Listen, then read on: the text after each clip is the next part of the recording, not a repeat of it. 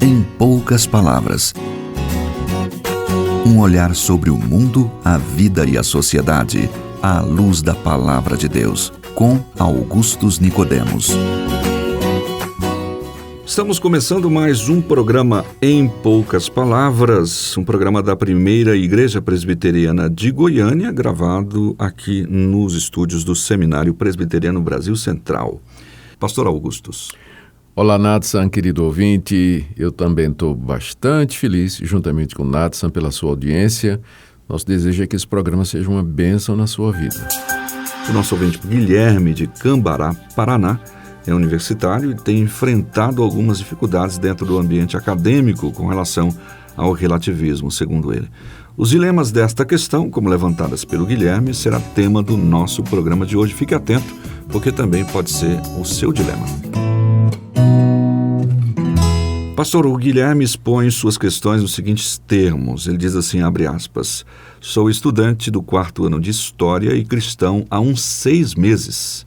Gostaria de saber como o cristão deve se portar frente ao relativismo, frente à diversidade religiosa e cultural, onde cada um tem sua verdade e aquilo que é certo para mim pode não ser certo para o outro. Como é que nós, como cristãos, devemos nos posicionar frente ao relativismo? Fecha aspas, está aí. Bom, em primeiro lugar, Guilherme, eu quero dizer que estou orando por você, para que Deus o abençoe, que lhe mantenha firme em meio a esse conflito que é bastante natural no meio acadêmico. Muitos cristãos estão confrontados com isso. Se você tem apenas 6 meses de convertido, Deus o guarde e não permita que essas dúvidas iniciais elas venham abalar sua fé. Lembre que milhões de evangélicos, de crentes firmes que passaram pelas universidades, são inclusive professores evangélicos, cientistas e sabem perfeitamente conciliar a sua fé com a ciência e a própria academia. Bom, a sua dificuldade é com o relativismo que impera no meio acadêmico. E não é só no meio acadêmico não, Guilherme, é na verdade na sociedade moderna. Nós estamos vivendo o que os estudiosos chamam aí a pós-modernidade. Pós-modernidade, alguns acham que ela se iniciou com a queda do Muro de Berlim e marca um período distinto na história do mundo. Antes da pós-modernidade, o que tinha era a modernidade, que era dominada pelo pensamento racionalista, que se baseava no conceito de que a mente humana é capaz de achar a verdade e achar os rumos corretos para a humanidade e partia do pressuposto de que existia verdade. A questão era só o método para achar essa verdade. Aí surge o método cartesiano, o método científico, todos eles pressupõem que há verdades absolutas em praticamente todas as áreas da vida e o que nos resta é descobrir de que maneira chegar a elas. Mas a pós-modernidade, ela se desencantou com a busca da verdade, ela desesperou, e acha que a razão pela qual nunca se encontrou a verdade é porque ela não existe, né? Você está procurando mosca branca, pé de cobra. Unicórnio. É um unicórnio. E aí, então, o veso cultural da sociedade ocidental moderna passou a ser exatamente o relativismo, ou seja, as pessoas começaram a acreditar que a verdade, afinal, ela é relativa. A verdade, ela é produto das experiências das pessoas com o meio ambiente. E como essas experiências são diferentes, as pessoas são diferentes, a verdade sempre será diferente. O que é verdade para você não é verdade para mim. E que, portanto, nesse ambiente em que a verdade é relativa, nós temos que ser politicamente corretos. Nós não podemos dizer que o nosso discurso é verdadeiro e que o dos outros é falso, porque isso seria uma arrogância, né? E nesse ambiente, naturalmente, a pregação cristã parece muito arrogante mesmo, porque nós dizemos que Jesus é o único caminho, não há outra possibilidade. Ele é a verdade. A verdade. Não tem possibilidade de salvação a não ser através da fé em Jesus Cristo, né? E aí isso é bastante ofensivo, né, para os ouvidos modernos, né, pós-modernos, onde predomina, de fato, o relativismo, né? E aí vem também a ideia da inclusão, né? Primeiro a ideia do relativismo, verdade é relativa, depois o politicamente correto, você não pode afirmar que seu discurso ou suas crenças são verdadeiras, e aí vem a ideia da inclusão, você tem que incluir o discurso de todo mundo, você tem que aceitar, né? É eclético, você tem que incluir, você tem que aceitar, você tem que dialogar, você tem que conviver. Bom, você me pergunta como é que você pode enfrentar isso na universidade. De cara, você já vai ver que esse discurso ele é hipócrita.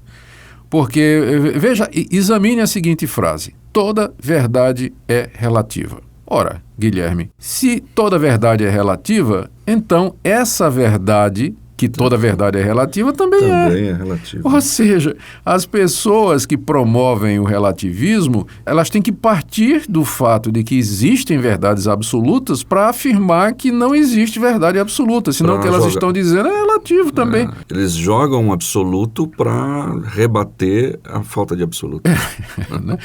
Então você pode começar notando a hipocrisia dessas pessoas, né? Esse pessoal que fica dizendo que tudo é relativo, mas como assim? Se tudo é relativo, se eles dizem assim, não existe uma única interpretação, cada um tem sua interpretação, então por que eu vou ler um livro que defende o relativismo e entender o que é que o autor quis dizer e concordar com ele? Eu vou dar minha própria interpretação. Por que as pessoas se dão o trabalho de escrever livros inteiros dizendo que não há interpretação verdadeira, se no fundo elas querem que as pessoas leiam o livro delas e concordem com elas? Não é? Então comece expondo a hipocrisia do relativismo. Não é? Você pode fazer perguntas dizendo, professor, essa sua declaração de que tudo é relativo é relativa também?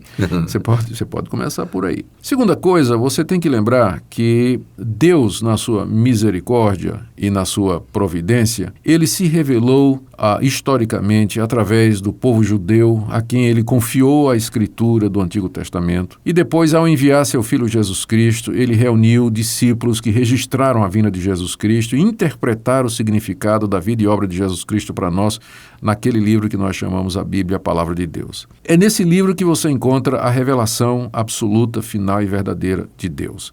Você vai notar que a revelação bíblica, o conteúdo da Bíblia, ele não é incompatível com o que a academia, a verdadeira ciência descobre. Eu me refiro às origens, me refiro ao funcionamento do mundo, às leis naturais. Você vai ver que a Bíblia nos diz que há um Deus de ordem, que criou o mundo de acordo com leis naturais, que estas leis, elas que preservam o funcionamento do universo. Vai ver também que esse Deus criou esse mundo com uma variedade, uma pluralidade muito grande.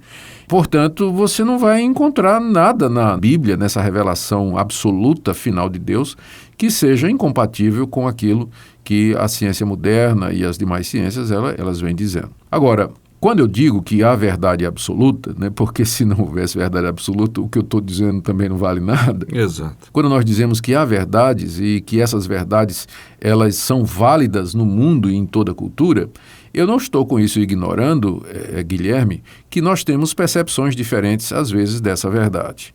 Ou seja, eu posso, às vezes, ter uma compreensão de um ponto verdadeiro e que é influenciado ou informado pelo contexto em que eu vivo. Então, eu não estou negando isso. Mas o que eu quero dizer é que, nesse caso, a sua perspectiva e a minha, elas vão complementar uma visão mais ampla a respeito daquela verdade. Há um exemplo aqui que eu gostaria de trazer. Conta que 3 cegos resolveram ver um elefante. E você sabe como é que cego vê, ele vê apalpando. E aí uma pessoa bondosa levou o cego para um zoológico, tinha um elefante lá mansinho, né? E então os cegos foram conhecer o elefante. Um apalpou a barriga do elefante e disse assim, puxa vida, é uma grande parede, né? O elefante é uma parede. O outro segurou na perna do elefante e disse, puxa vida, o elefante é como uma árvore, né? Um tronco de árvore. O outro segurou na cauda do elefante e disse, puxa, parece mais uma mangueira, né? Essa magrinho, né? Então, qual é a conclusão?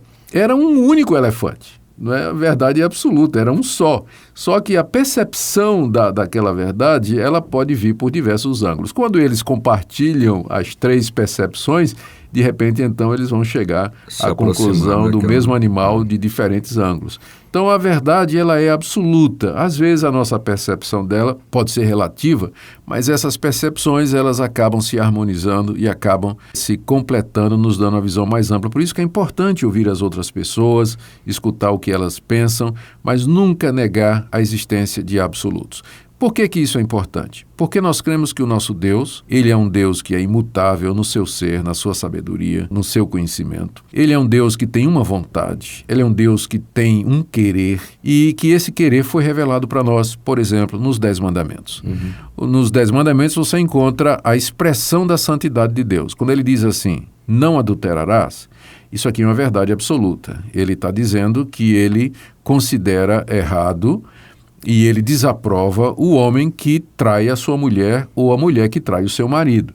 Então, para o cristão, isso é uma verdade aqui na China, no Japão, na Austrália, e sempre foi verdade desde que existe humanidade até os dias de hoje, porque essa é uma verdade absoluta. Que não pode ser relativizada. Não pode ser relativizada. Não há nenhuma circunstância em que o adultério ele poderia ser aceito por Deus. Não é uma questão cultural, não é uma questão relativista, mas é uma questão de que essa é a expressa vontade de Deus, a sua vontade absoluta. Outra verdade absoluta: Jesus Cristo é o caminho, a verdade e a vida.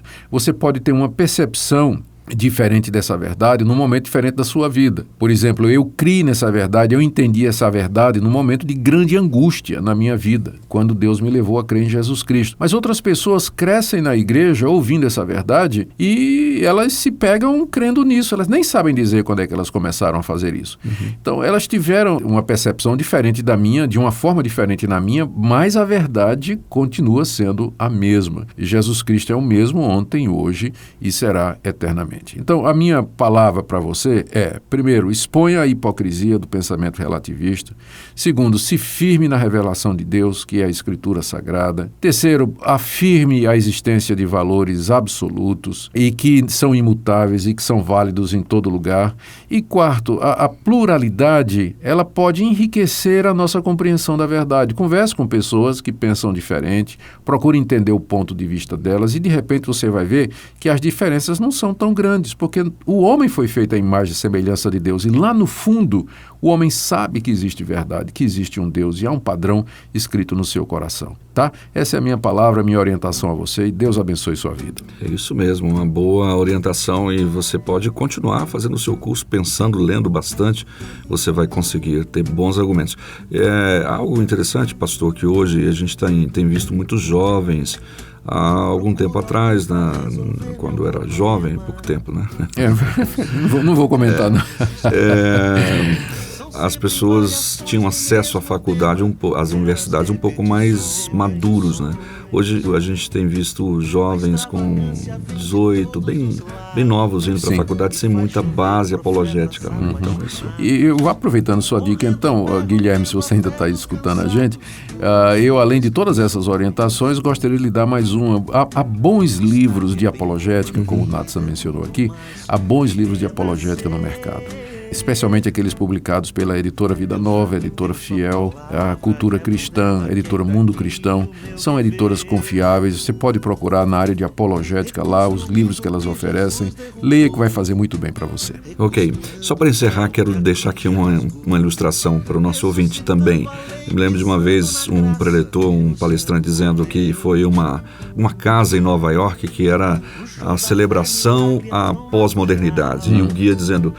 tudo torto dentro da casa, né? Tipo, essas guias, as colunas, tudo tortas. Ele disse, aqui é uma celebração ao pós-modernismo.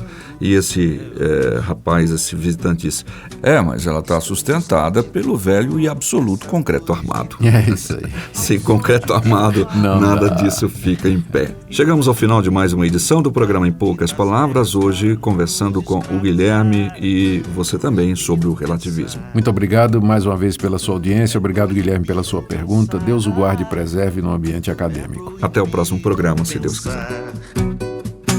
É proibido pensar. É proibido pensar. Procuro alguém pra resolver meu problema. Pensar, pois não consigo me encaixar nesse esquema. São sempre variações do mesmo tema. É proibido pensar. Meras repetições. É proibido meras repetições. É proibido repetições. É proibido pensar. Repetições. É proibido pensar. Repetições.